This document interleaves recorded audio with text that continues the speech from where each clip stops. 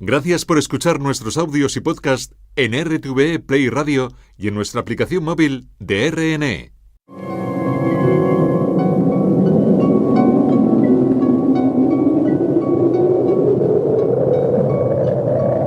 Solo cuando el túnel está en la más absoluta oscuridad es cuando puede volver otra vez la luz.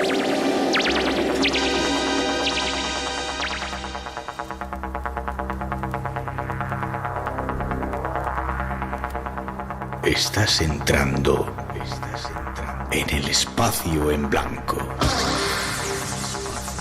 Una puerta a nuevas dimensiones de la existencia. Una nueva perspectiva sobre la realidad. Espacio en blanco.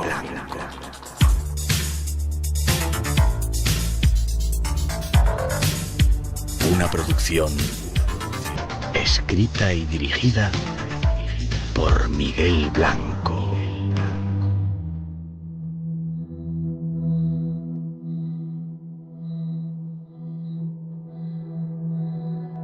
Hola, buenas madrugadas, son las 2:07, 1:07 en las Islas Canarias, y después de ese programa especial de Eurovisión, llegamos, es tiempo de misterios aquí en Radio Nacional. Lo que ya comenzamos en directo esta noche desde el estudio 102 de la Casa de la Radio, y para todos nosotros un placer estar juntos de nuevo aquí en esta nueva aventura. Saludos en nombre de todo el equipo, esta noche en la parte técnica Pedro López Murillo y Mar Gasca, Rosa Rodríguez en la producción y locución, Natalia Sotillos en la realización y coordinación, y este que os habla Miguel Blanco. La gratitud a todos por estar ahí conectados. Compañera Tere Vilas nos da más datos. Estos son nuestros medios de contacto. El teléfono gratuito del directo 900-137-137. Nuestro email espacioenblanco@rtv.es. El WhatsApp 633 50 50 11. Y si deseas unirte a nosotros en las redes sociales Facebook, Instagram y Twitter, teclea eBlanco Radio. Te esperamos. Conecta con nosotros. Como siempre, premios esperando vuestras comunicaciones y redes sociales que controlan Antonio Baena, Ramón Álvarez y Juan Gómez, que ya están dispuestos a recibir vuestras consultas. Vamos ya con un avance de los temas que os hemos preparado para hoy.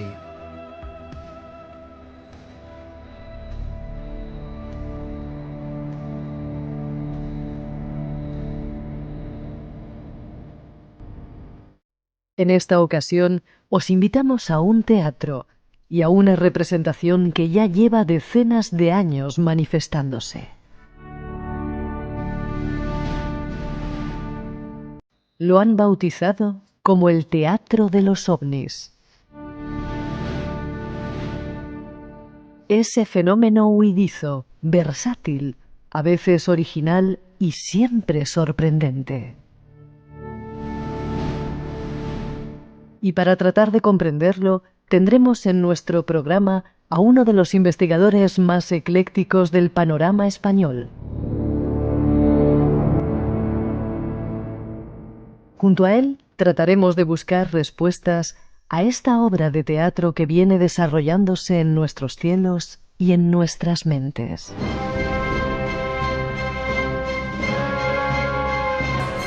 Seguiremos con un viaje que nos llevará hasta Cabo Verde y sus extraños mapas. Y además, algunas otras sorpresas. La obra ya está montada y si tú quieres, puedes ser un espectador invitado.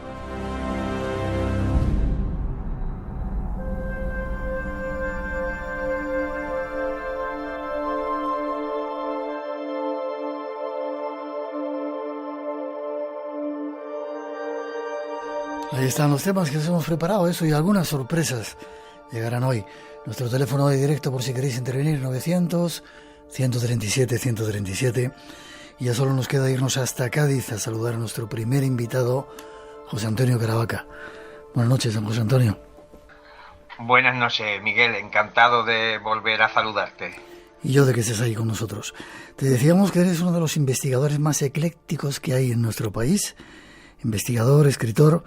Según algunos datos que hay por ahí, perteneces a la última jornada de investigadores y reporteros centrados en el mundo de las paraciencias, aunque te identificas con los antiguos, con los más veteranos, ¿verdad? Sí, porque pertenezco quizás ya a una generación en extinción que nos criamos con una serie, ¿verdad? claro, y con una serie de medios a nuestro alcance que están en las antípodas de lo que hoy día existe a nivel de comunicación y de otras cosas. Teníamos ahí las cartas como único vehículo para transmitir la información o para recibirla, y esto podría retrasarse en el tiempo durante bastante.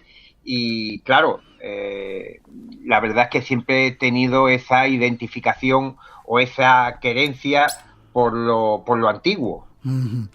Hemos hablado muchas veces en el programa del tema de los ovnis, pero hacerlo contigo es aportar una serie de cosas nuevas. Déjame que diga, eres autor de varios libros: 50 mejores evidencias ovnis, La última profecía de Julio Verne, En la mente de los ovnis, que creo que es el último que se ha editado, ¿no? Sí, ese ha salido hace escasos días. En la mente de los ovnis, atentos a este libro que va a aportar muchas nuevas ideas. Autor de la teoría de la distorsión, que vamos a hablar hoy. ¿Y por qué el tema de los ovnis? Te pregunto, José Antonio, antes de meternos más en profundidad.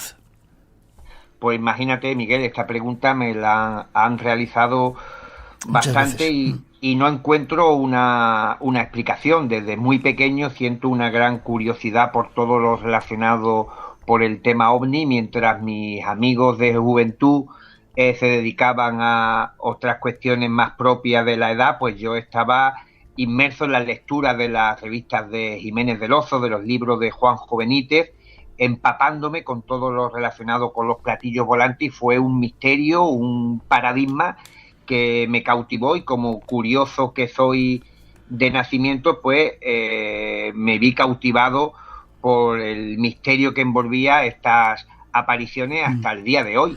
¿Y escuchabas El Espacio en Blanco? También te escuchaba de madrugada, y era prácticamente una cosa que debíamos de hacer todos los que esperábamos introducirnos en este mundillo, escucharte y ver a los invitados. Más recuerdo esas entrevistas magníficas con los veteranos, con Jiménez del Oso, con Salvador Freixedo, con el propio Juanjo Benítez, que llenaban esta cabecita que tengo de muchísima información y con ganas de seguir profundizando en el enigma ovni. Una cabecita que vais a descubrir, se lo digo a nuestros oyentes, cómo está llena de ideas muy originales acerca del fenómeno ovni. Si os parece, vamos ya con la primera introducción para dar algunas ideas sobre este misterio.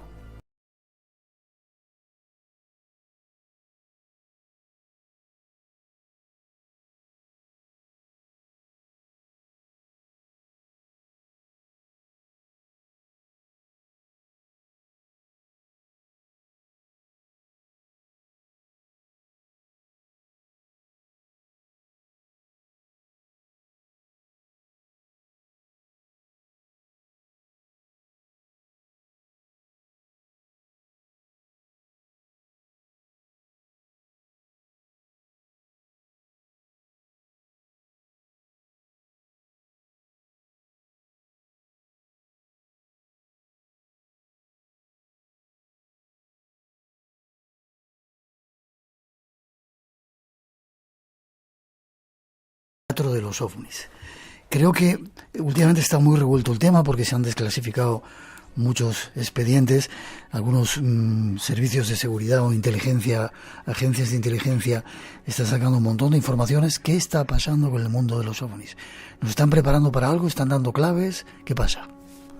Pues fíjate, Miguel, en este aspecto ni siquiera el ufólogo más optimista esperaba que a estas alturas de la película, cuando el asunto ovni a nivel gubernamental y de medios de comunicación generalista estaba prácticamente muerto, una sensacional exclusiva en el New York Times volvió a poner en el candelero el asunto, porque se decía en un reportaje que dio prácticamente la vuelta al mundo que el Pentágono, el gobierno norteamericano, los militares, los servicios de inteligencia estaban destinando 22 millones de dólares para la investigación de fenómenos aéreos no identificados, cuando se nos había dicho que este asunto, esta materia, carecía de cualquier tipo de interés científico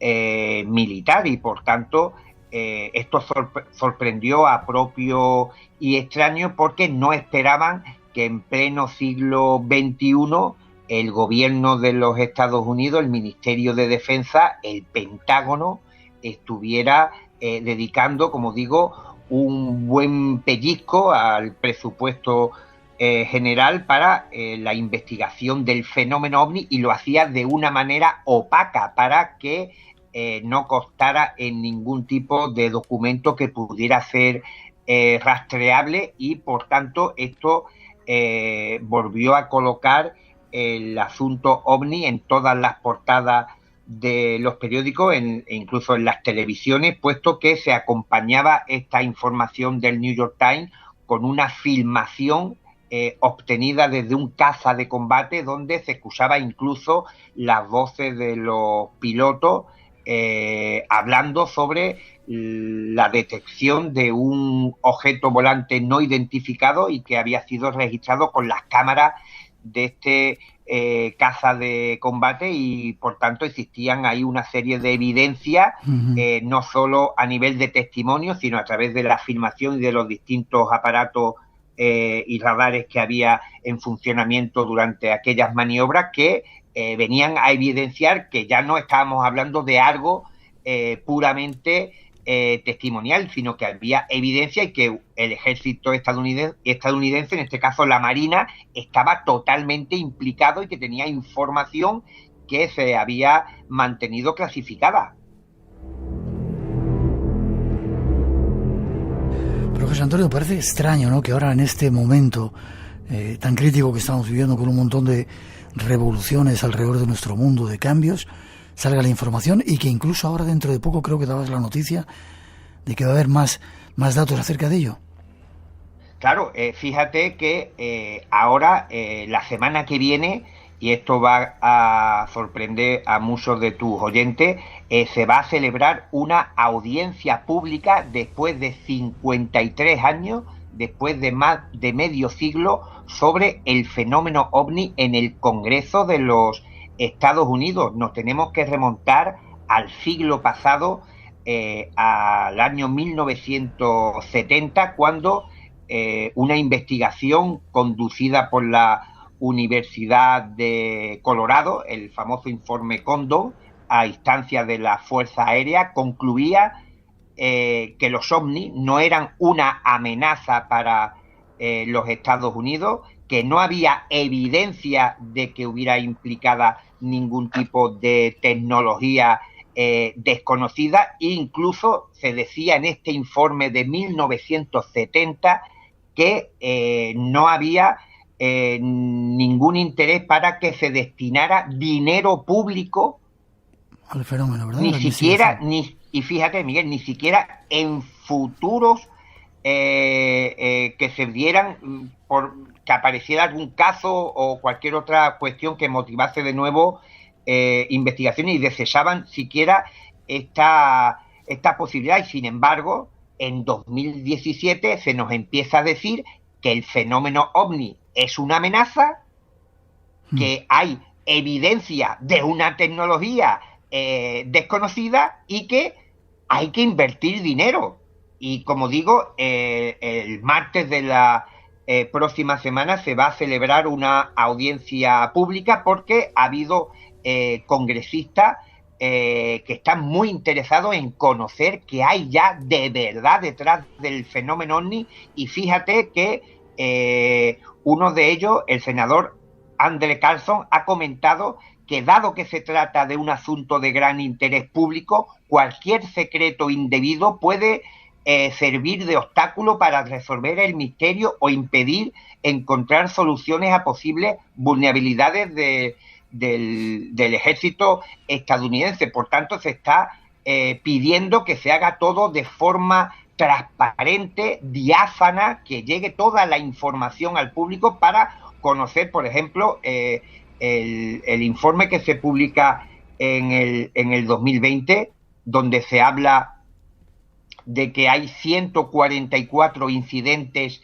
investigados desde el 2004 y que muchos de ellos permanecen sin explicación. Se dio a conocer que hay al menos 18 incidentes donde estos sujetos demostraron tener unos patrones de movimiento o características de vuelo inusuales y a todas luces inexplicables. Ni siquiera mediante los radares de los portaaviones ni de los aviones de combate lograron identificar la fuente de propulsión de algunos de estos objetos que realizaban, como digo, maniobras en el aire que eran totalmente imposibles para una aeronave convencional.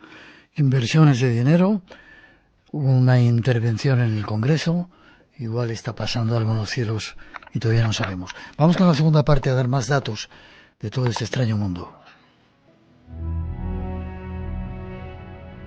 Si te gusta el misterio, lo desconocido, tienes una cita con nosotros. De 2 a 4 de la madrugada, del sábado al domingo. Espacio en Blanco, con Miguel Blanco, en Radio Nacional.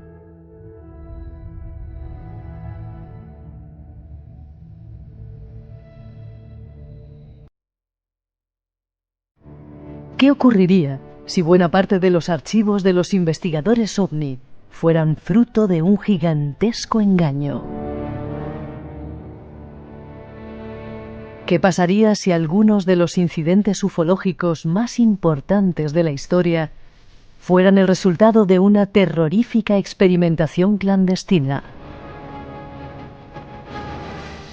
¿Existe una gran operación de inteligencia para manipular el fenómeno OVNI desde sus inicios?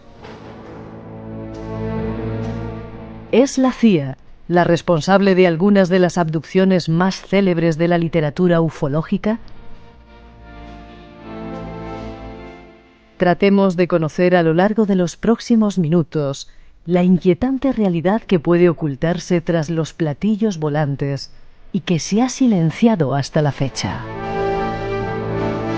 Pues todas esas preguntas te hago, José Antonio. ¿La CIA o algún estamento de esos de inteligencia está detrás de algunos de los casos? Dicho de otra manera, ¿nos lo han metido volada? Pues en algunos incidentes parece que sí. Fíjate que en el informe que se entrega el año pasado, en junio, entre las posibilidades para explicar estos 144 casos a los que hacía anteriormente alusión, se comentaba como una de las teorías posibles programas secretos del propio gobierno estadounidense que no fueran conocidos por el resto de los miembros del ejército, y por tanto es posible que algunas operaciones secretas de diferente índole hayan provocado avistamientos OVNI y otro tipo de experiencia incluso más aterradora. Tenemos que recordar que hace unos cuantos años la CIA no tuvo inconveniente en decir que muchos avistamientos que se produjeron en la década de los 50 en los Estados Unidos fueron provocados por el avión espía U-2, que querían mantenerlo en secreto, que no fuera conocido por el bloque soviético, y por eso cuando se producía accidentalmente algún tipo de avistamiento de esta aeronave de prueba sobre territorio estadounidense, ellos mismos promovían la idea de que se trataba de un platillo volante, e incluso, fíjate, Miguel, tenían un modelo con un color plata muy llamativo y brillante para que si alguna persona lo veía en vuelo, y sobre todo por su forma que no era tampoco la convencional, pues lo confundiese con un platillo volante de esos de los que hablaba la prensa. Por tanto, ya la CIA contemplaba el fenómeno OVNI como una buena excusa para meter ahí un buen número de proyectos secretos y poder confundir así al público. Vale. Y en cuanto a las abducciones, ¿ha habido abducciones que hayan sido provocadas por estas agencias de inteligencia? Bueno, sobre esto hay bastante controversia. Investigadores de la talla de Jacques Vallée lo contemplan y así lo refleja en su libro Revelaciones del año 1992, pero incluso hay investigadores como Helmut Lammer, con el que yo tuve ocasión de hablar, que me comentaba que durante sus investigaciones referentes al tema de las abducciones comprobó cómo había muchos incidentes donde las personas que decían que habían sido secuestrados por seres extraterrestres le hablaban también de que junto a este tipo de entidades había personas, seres humanos y concretamente militares y lo que parecían ser médico, y esto le llamó poderosamente la atención e incluso comprobó cómo otros compañeros, otros investigadores tenían también datos muy similares de personas que aparentaban haber sido secuestrados, abducidos por entidades extraterrestres, pero incluían una serie de detalles que parecían apuntar hacia otro tipo de posibilidades, puesto que hablaban de que habían sido conducidos como al interior de un hospital, que habían sido atados con correas y con diferentes materiales muy parecidos a los que se encuentran en un hospital terrestre. Incluso decían que veían helicópteros negros que los seguían. Incluso, fíjate, Miguel, este detalle, en la MUFON hay una base de datos muy amplia sobre este tipo de episodios y hay al menos 10 casos donde los supuestos abducidos hablan de helicópteros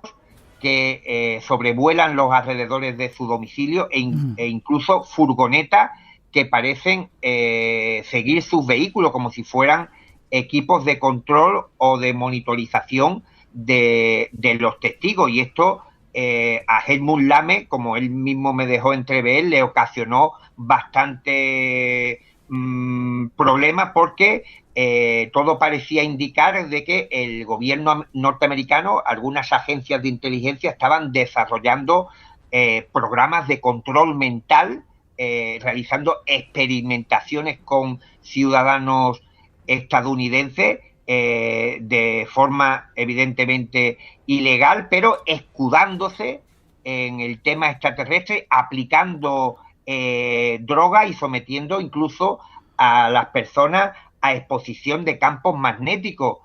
Comprobó que muchos de los síntomas que presentaban estas personas, como la somnolencia y las náuseas, eran análogas a otras personas que habían sido sometidos a tratamiento de droga o a la exposición de campos magnéticos y por tanto esto le llevó incluso a retirarse de la investigación. Y cuando yo tuve la oportunidad de intercambiar un par de correos electrónicos con el doctor Lammer, él me dijo que había abandonado completamente esta investigación y que no quería saber nada. Ya. Otro dato más, el mundo de los ovnis para esconder ciertas pruebas que hacen los terrestres con los conciudadanos. 2:30, 1:30 en las Islas Canarias. Vamos a daros más datos.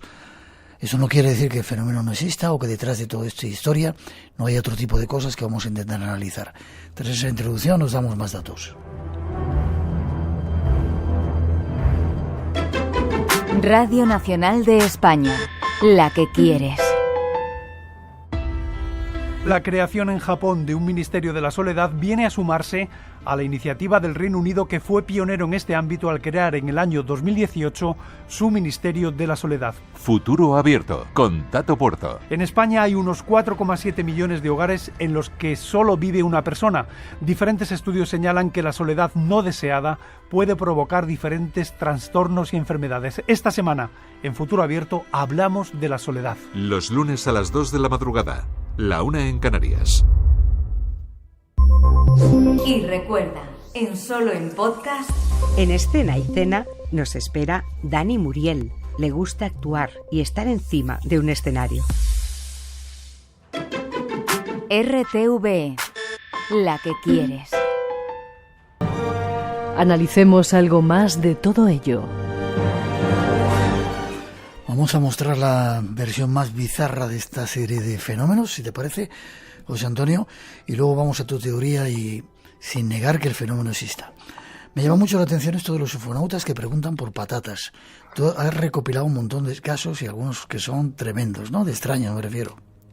Claro, sobre todo en los encuentros cercanos, cuando los testigos tienen la oportunidad de toparse con los platillos volantes prácticamente cara a cara y con sus ocupantes, cuando el fenómeno, el paradigma ufológico se revela en toda su amplitud y dando ese toque de absurdo, de teatrillo, que hace que sea muy difícil profundizar en el origen de este tipo de manifestaciones. El caso que estamos mencionando ocurre en Matapozuelo, en Valladolid, en 1976, el 23 de abril, cuando un joven, un niño, Fidel Hernández, de 14 años, se encuentra con varios amigos jugando sobre las 11 de la noche y ven en el cielo una extraña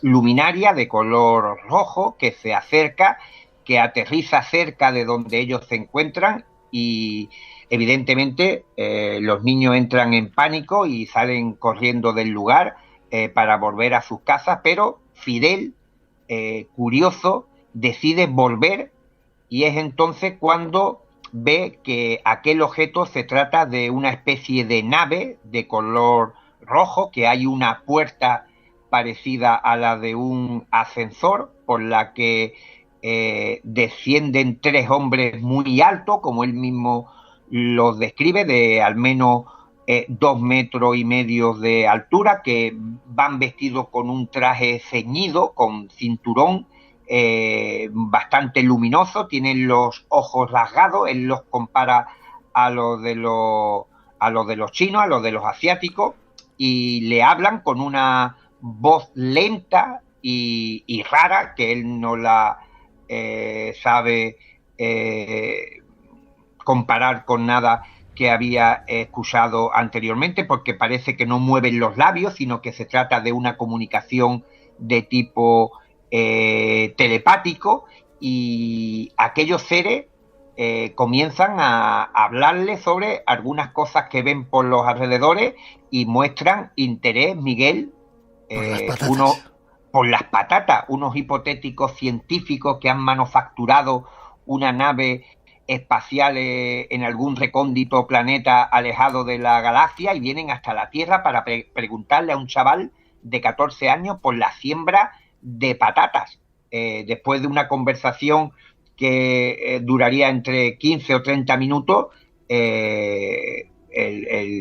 los seres vuelven a la nave y el amigo Fidel se queda allí con una buena historia que contar a su familia. Los padres comentaron a la prensa, comentaron a Juanjo Benítez, que fue el primero en publicar el incidente, como solía ocurrir en la década de los 70 en la Gaceta del Norte, y los padres dieron fe de que su hijo llegó muy alterado a la casa, contando aquella extraña experiencia de toparse con unos supuestos extraterrestres que le hablaron y le preguntaron por las patatas. Y ya de por sí, imagínate que si tuviéramos que contar este episodio en un contexto científico, evidentemente no nos creerían.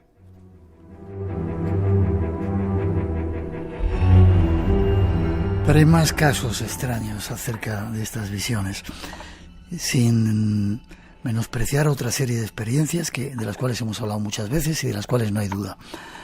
Apariciones en las que la gente que ve dice que es la Virgen María. Creo que tenías un caso reciente, ¿no? Sí, hay un caso muy interesante que ocurre y muy desconocido para el gran público, que ocurre en Chile, en la región de Boroa, el 1 de septiembre de 1978, y aquí vamos a ver cómo tiene una serie de puntos muy similares a lo que podríamos hallar en cualquier otro suceso ufológico. Y ocurre una noche cuando en un colegio religioso de monjas, varias alumnas y monjas observan una extraña luminaria que baja desde el cielo, una esfera que se sitúa sobre un árbol. De pronto, de este objeto, de esta luz, surge un cono luminoso del que brota otra esfera sobre la cual hay situada una silueta como de una mujer, de una entidad. Tampoco saben exactamente cómo era por la distancia a la cual se encontraba, pero lo más extraño, lo más bizarro es que de la esfera sobre la que se situaba esta entidad surge otra bola luminosa de menor tamaño. Las niñas comentaron a la prensa que podría tener el tamaño de un balón de fútbol, que rueda por el suelo, se acerca a la ventana donde estaban observando este grupo de colegialas y monjas la visión, y tras pararse unos segundos vuelve sobre el mismo camino, se introduce dentro de la esfera. La silueta y la otra luminaria de mayor tamaño se meten dentro de la otra luminaria y esta se pierde en el firmamento. Lo más bizarro es que cuando los investigadores acuden al lugar, y yo tuve la oportunidad de hablar con Juan Jorge Faunde, que fue uno de los ufólogos que acudió en el año 1978 a aquel colegio a entrevistar a las monjas y a las niñas, me comenta, y este dato te va a llamar poderosamente la atención, Miguel, es que aquella esfera que surge de lo que ellos consideraban que era una aparición mariana había aplastado los vegetales de la zona, había calcinado muchos de ellos, y cuando llevaron unas muestras a la Universidad de la Frontera allí en Chile, le comentaron que tenía un nivel de radiactividad superior a lo normal. Por tanto, una aparición mariana que fue catalogada como tal tenía una serie de elementos muy similares a los que hallamos en un aterrizaje de un platillo volante, y esto es un dato sumamente desconcertante si se tratasen de dos fenómenos diferentes.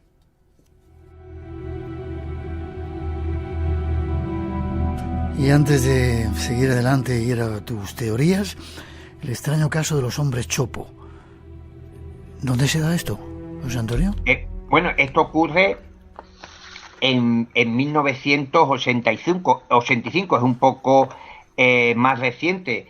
Ocurre en Castro Nuño, en Valladolid, cuando el ganadero César Gómez, como tenía costumbre de hacer cuando fue a encerrar sus vacas, y ya puedo adelantar que se trata de un episodio bastante extraño incluso para lo que estamos hablando, se topa en mitad de la noche con 3 extraños visitantes de 2,80 metros de altura, que vestían ropa muy ajustada como de cuero, con chaquetas, pantalones y botas de color marrón. Él dijo que parecían que iban vestidos como si fueran motoristas, tenían los dedos de la mano muy gruesos, y se fueron directamente hacia César Gómez, y tuvieron una conversación, y aquí está el dato interesante. El testigo dijo a la prensa, a los investigadores, que no podía contar lo que le habían dicho. Wow. Y que le habían contado, y esta fue la expresión que él dijo, vinieron hacia mí, me hicieron preguntas, me contaron secretos que no puedo decir, pero que eran ciertos todos. Me desvanecí y no los volví a ver.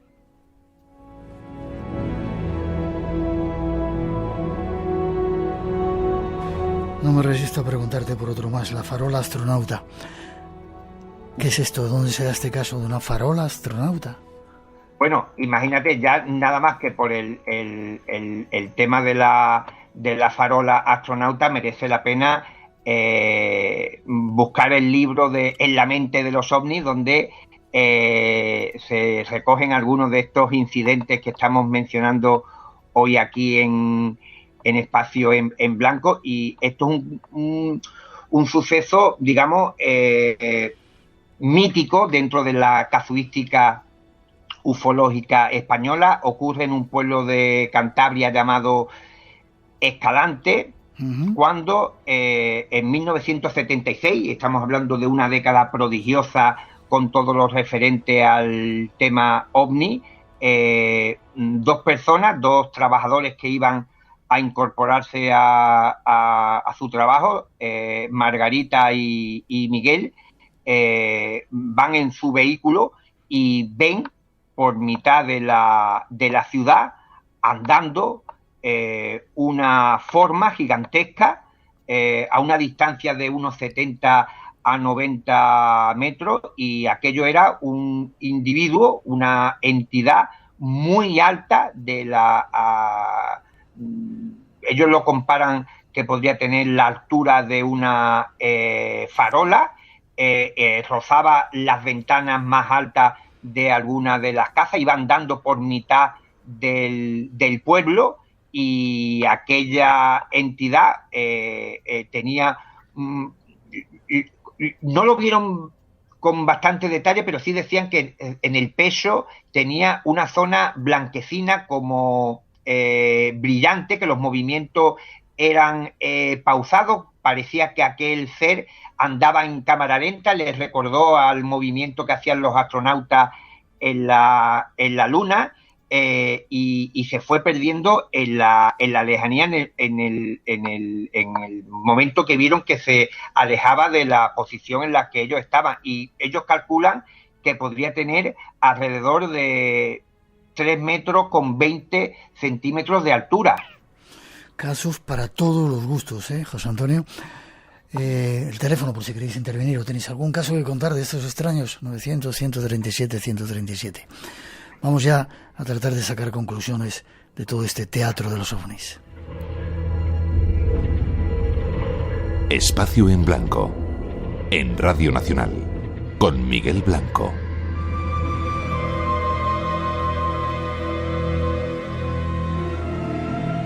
A pesar de lo absurdo del mundo de los ovnis, existen elementos comunes que nos permiten tratar de sacar conclusiones. El primero es el efecto que produce en los testigos. Entre ellos, la campana de silencio, el aislamiento sensorial que produce la experiencia. A todo esto, hay que añadir el extraño zumbido que dicen sentir los testigos. Y a veces, los enigmáticos fenómenos paranormales que se suceden tras la experiencia. ¿Habrá explicaciones para todo ello? Nuestro invitado responde. Vamos a intentar sacar algún tipo de conclusión. Lo bueno, José Antonio, de todo esto es que los testigos, en la mayoría de los casos, cuando cuentan estas historias tan increíbles, no mienten. Han visto o han vivido algo, ¿verdad? Ese es el dato que extraemos de analizar en detalle la mayoría de los testimonios de personas que tienen este tipo de experiencia. si fueran a mentirte, creo que no añadirían esos elementos que más bien parecen estar puestos para que la gente no los crea. Por tanto, el detalle absurdo que contienen muchos de los relatos algunos de los que hemos comentado en esta intervención, son de alguna manera un sello de identidad del propio fenómeno ovni, que un niño que quisiera contar una experiencia ficticia de encuentro con seres extraterrestres, no creo que le dijera a la prensa que le han preguntado por la siembra de patatas. Ya. Lo que sí es curioso y hay muchas similitudes en los casos es que los testigos viven un extraño zumbido muchas veces, ¿verdad?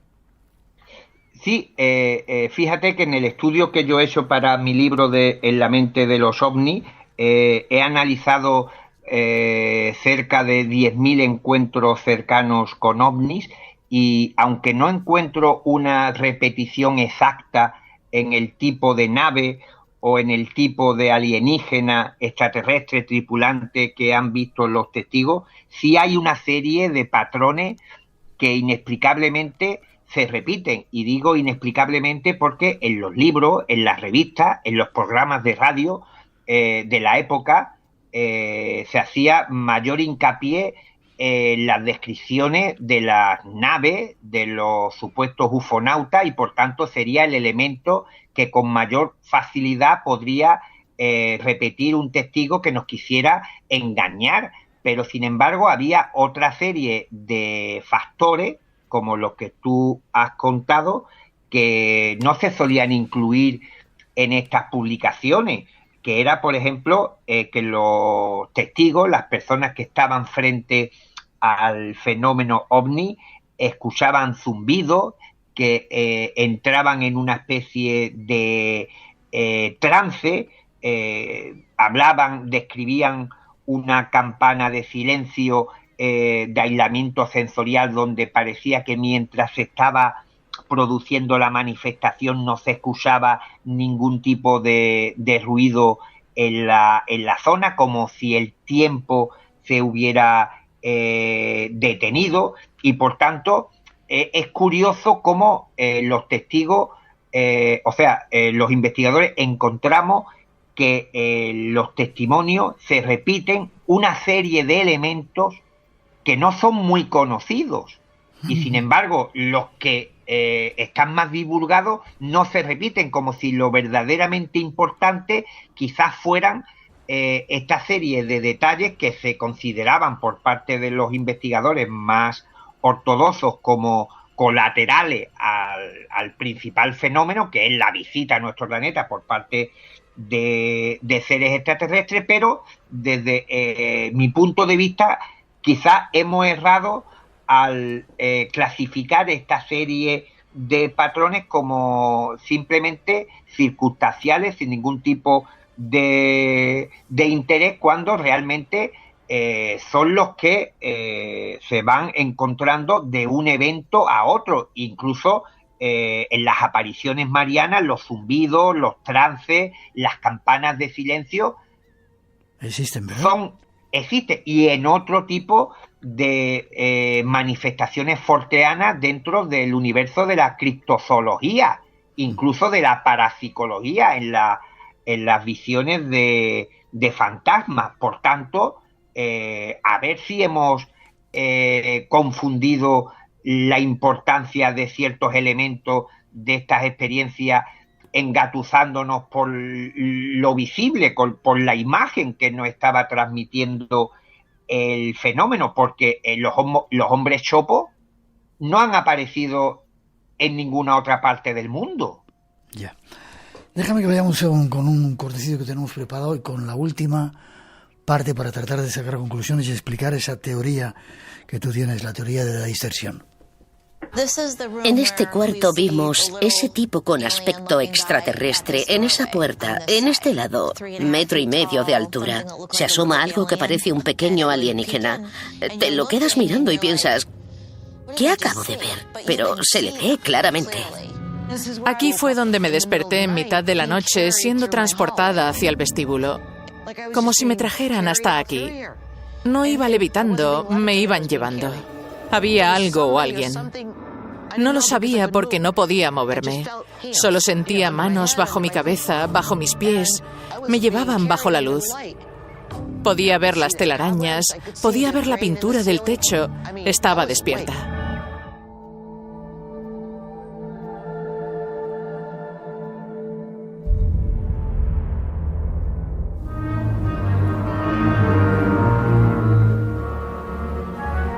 Como hemos visto hasta ahora, hay un elemento que domina toda esta representación. El absurdo, el estar sin estar. Paradojas de un enigma que se aparece sin explicaciones y que deja huella en los testigos. Pero, ¿es todo como parece o hay algo más? Vamos a ver si hay algo más. Te paso 2 comentarios. Pudiera ser que las personas que afirman haber tenido contacto, porque su cerebro, su mente está más desarrollado, con algún tipo de capacidad que el resto de los mortales se nos escapa.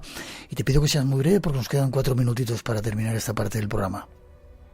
Bueno, precisamente estamos hablando de que muchas personas que dicen haber estado frente a un fenómeno anómalo, y aquí lo englobamos prácticamente todo, dicen estar en un estado alterado de conciencia. Y quizás esta sea una de las claves de que este tipo de apariciones ocurren en porciones o resquicios de la realidad que no son perceptibles en nuestro estado normal. Vale. Dice, no dudo que algunas operaciones sean secretas, como hemos hablado al principio, y que algunos de los artefactos que se ven sean producto del ser humano, pero no todo es explicable y hay avistamientos de origen sobrenatural. ¿Estás de acuerdo con esto? Claro, y tú mismo lo has comentado antes perfectamente, Miguel. Vale. O sea, la CIA, los servicios de inteligencia, utilizan como escudo el fenómeno OVNI porque existen una serie de fenómenos inexplicados y ahí se cuelan ellos. Vale. ¿Y qué es esto de la teoría de la distorsión? Tienes 2 minutitos. Quizá que todo este fenómeno, antes has dicho apariciones, elfos, criptozoología, esté todo envuelto como que venían de otra dimensión, ¿o qué tiene que ver todo esto? Bueno, lo que la teoría de la distorsión defiende es que sea lo que se está manifestando a los testigos, bajo diferentes estéticas, y aquí hablamos de la ufológica, las apariciones marianas, la criptozoológica y la forteana, utiliza el componente sociocultural que se encuentra latente en la época, pero sobre todo para la conformación del aspecto visual. Este fenómeno conecta de alguna forma con el inconsciente de los testigos para construir una escenografía que no se va a volver a repetir en otra parte del mundo. Los archivos de los investigadores están repletos de infinidad de tipologías de humanoides, y un tanto de lo mismo ocurre con cualquier otro estudioso de otro tipo de anomalías. Por tanto, sea lo que sea lo que se está apareciendo al ser humano desde que puebla este planeta, está utilizando una serie de códigos visuales que son aportados por el testigo. De otra manera, hace mucho tiempo que hubiéramos sido capaces al menos de tener una fotografía fija de ese fenómeno que se está presentando. Ya. ¿Crees, ya casi terminando, José Antonio, que algún día llegaremos a comprender esta historia? ¿O voy más adelante? ¿Que algún día se presentarán así de una manera de decir, aquí estamos, somos nosotros, somos así, y esto es lo que hay?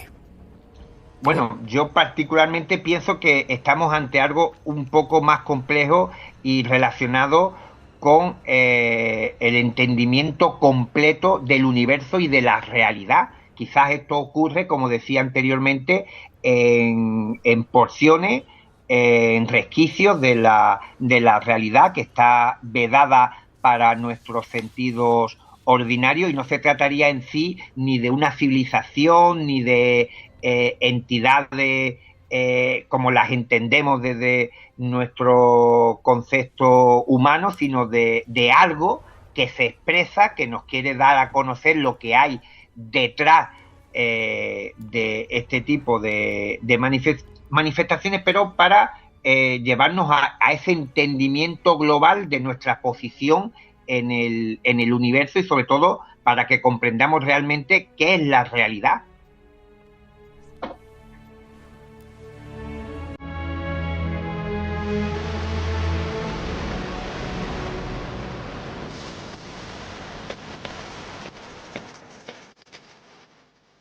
José Antonio Caravaca ha sido nuestro primer invitado. Si queréis saber más, ese libro, La mente de los ovnis, con un montón de informaciones que nos amplía por lo menos la visión que tenemos acerca del fenómeno. ¿Forma de contacto contigo, José Antonio? Pues pueden hacerlo a través de redes sociales o en mi correo electrónico jacaravaca@gmail.com. Estoy apuntando, gmail.com. Cualquier día me bajo contigo y abajo a Cádiz para ver esas cosas raras que de vez en cuando se ven.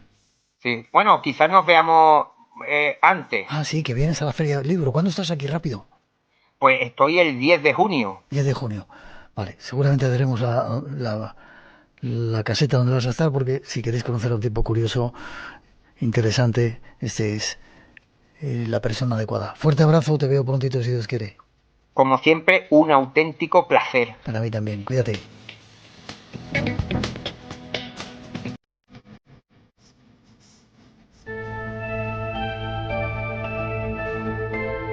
Hemos de hacer una pausa, llegan nuestros compañeros de los informativos de las 3 para daros toda la actualidad.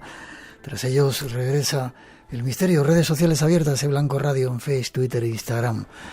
Estamos a punto, si no, yo creía así, ya soy San Isidro. Viene un invitado que nos va a contar algunos misterios de San Isidro y luego os invitamos a ir de viaje. Hablábamos de Colón el otro día, tenemos más datos para daros y de algunos extraños navegantes que anduvieron por ahí. No os lo perdáis en la segunda hora del Espacio en Blanco.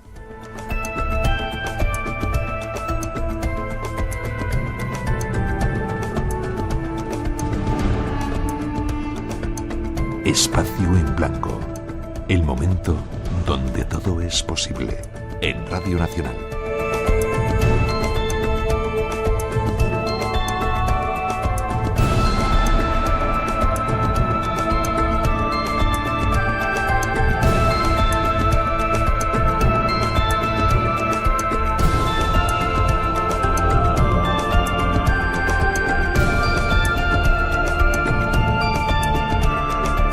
Espacio en Blanco. Cada madrugada de sábado a domingo, la magia del misterio te espera en Radio Nacional de España.